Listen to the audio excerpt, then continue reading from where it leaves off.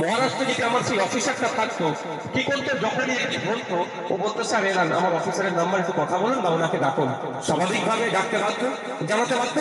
Officer আসতো, এখান থেকে কাগজ যেত, প্রমাণ দিয়ে দিত, পশ্চিমবঙ্গ সরকারের স্ট্যাম্প দিয়ে মহারাষ্ট্র সরকারকে দিত, যেটা আমার পশ্চিমবঙ্গের নাগরিক, এটা ডিস্টার্ব তুমি করবে না। অসুবিধা হতো ভাই? এটা করেনি কেন? মার খাচ্ছে কে? গরিব হিন্দু। মার খাচ্ছে কে? গরিব মুসলমান। মার খাচ্ছে কে? এসটিরা। তো ওরা মার খাক না, আমার বয়ে গেছে, এরকম একটা অনর্ভাব। আজকে বলুন, আমাদের পশ্চিমবাংলাতে উড়িষ্যায় কদিন আগে দেখেছেন বাঙালি হওয়ার জন্য মারছে? শুধু মুসলমান নয়, ভাববে না যে মুসলমান শ্রমিককে তাড়িয়ে দিচ্ছে, গলায় তুলসী মালা ছিল তাকেও তাড়িয়েছে। পশ্চিমবাংলা থেকে 30,000 শ্রমিক উড়িষ্যাতে গিয়ে কাজ করে, 30,000 শ্রমিক। আর উড়িষ্যা থেকে 3 লাখ শ্রমিক পশ্চিমবাংলা এসে কাজ করছে। কাজের জ্বালাটা বেশি ধরবে ভাই? উড়িষ্যার তো। আমার পশ্চিমবাংলা সরকার যদি উড়িষ্যা সরকারকে ফোন করে বলতো যে আমার বাঙালি শ্রমিকের উপরে যদি হাত ওঠে, আমি কিন্তু 30,000কে ফেরত নিয়ে চলে আসবো, তোমার 3 লাখকে কিন্তু আমি ফেরত পাঠিয়ে দেবো, তাহলে আর একটা আক্রান্ত হতো? বুঝতে পারলেন না কথাটা? আপনার এ থেকে বিহারে, মহারাষ্ট্র থেকে প্রায় 5 লাখ শ্রমিক আমাদের ওয়েস্ট বেঙ্গলে কাজ করে। আর আমার এখান থেকে খুব বেশি হলে 50,000 কি 1 লাখ শ্রমিক মহারাষ্ট্রে কাজ করে। মহারাষ্ট্রে কদিন আগে সোমনাথকেও বাড়ি আপনার বীরভূমে গলা কেটে খুন করে দিল।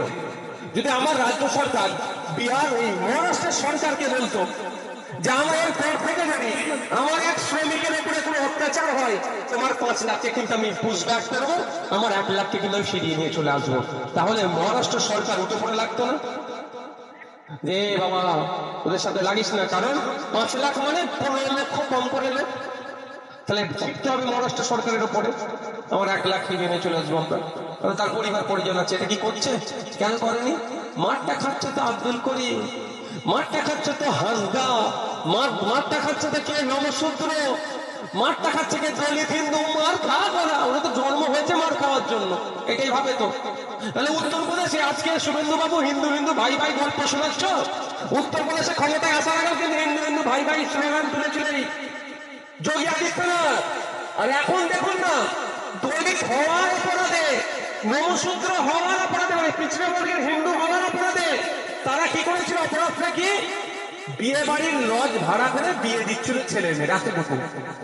উচ্চ বর্ণের লোকেরা এসে গুছিয়ে পিটিয়েছে, বর বউকে ছাড়েনি, পিটিয়ে বলছে তুম লোগों का इतना हिम्मत है, तुम मतलब पिछ बार का हो, तुम लोग यहाँ पे शादी करोगे ऐसे जैसे। ওরা মানে কি, তোমরা পিছড়ে বর্গের মানুষ, তোমরা দলিত হিন্দু, তোমাদের এত সাহস হয়ে গেল তোমরা লজে বিয়ে দেবে? মানে জন্ম তোমাদের হয়েছে লাঠি খাওয়ার জন্য, তোমাদের জন্ম হয়েছে মাছ খাওয়ার জন্য। সাউথ ইন্ডিয়াতে আদিবাসী সমাজের ছেলে ইঞ্জিনিয়ারিং 4th সেমিস্টার চলছিল, তাকে তুলে নিয়ে গিয়ে মাছ ধর করে তার পিচ্ছাপ তাকে খাওয়াতে বাধ্য করেছে। কারণ অপরাধ কি? তুই আদিবাসীদের ছেলে, তুই ইউনিভার্সিটিতে এসে পড়বি চুরি কোটায়। লোধা সদর জাতির প্রথম গ্রাজুয়েশন করা মেয়ে, সে যখন ইউনিভার্সিটিতে গিয়েছিল তাকে এমন মানসিক টর্চার করেছে, তাকে আত্মহত্যা করতে বাধ্য করিয়েছে।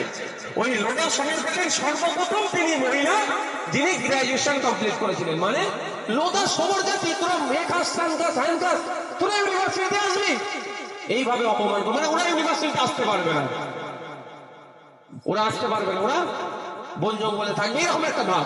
তো আমাদের রাজ্য সরকার এই জন্যই কথা বলছে না, কারণ মার খেচ্ছে তো মুসলমান, জন্ম হয়েছে মার খাওয়ার জন্য। মার খেচ্ছে তো দলিত, জন্ম হয়েছে পায়ের নিচে বসে থাকার জন্য। মার খেচ্ছে তো আদিবাসী, জন্ম হয়েছে তো ওই ধরনের করার জন্য। মানে ওনাদের একটা এই ভাব, মনোভাব। এটা থেকে সমাধান পেতে গেলে আপনাকে আমাকে ওই দপ্তর পরিচালনার দায়িত্ব নিতে হবে, আপনাকে আমাকে রাজ্য পরিচালনার দায়িত্ব নিতে হবে, আপনাকে আমাকে সমর্থনের পরিচালনার দায়িত্ব নিতে হবে। আগামী দিনে যদি 2026 সালের সাথে আমি আপনার দায়িত্ব নিয়ে বলছি, যদি আমাদেরকে পরিচালনার দায়িত্ব নেই, যদি একটা কোনো বাঙালির সঙ্গে আঘাত আছে, এখন থেকে এই রাজ্যের পক্ষ থেকে এই রাজ্যকে ট্রেড নয়, ভয়ঙ্কর ভাবে ট্রেড দেওয়া হবে। আমাদের কোনো নাগরিক আছে, ওই রাজ্যের কোনো নাগরিক তার ঘর চলে রাজ্যকে বার করতে হবে। আমার বাংলাতে তুমি এসে করে কামিয়ে খাবে, আমার পুলিশ তোমাকে নিরাপত্তা দেবে, আমরা তোমাকে ভাই বলে আগলে রেখেছি, আর আমার ভাই উড়িষ্যাতে গিয়ে কাজ করলে তাকে তুমি মেরে তাই নেবে, এটা আমরা মেনে নিতে পারবো না, এটা বরদাস্ত করবো না। এটা তোর পশ্চিমবাংলা সরকারের বলা দরকার, মমতা ব্যানার্জির বলা দরকার, কিন্তু তারা বলছে না কেন? বললাম আমার মার খাচ্ছে কে, এটা বুঝতে হবে ভাই।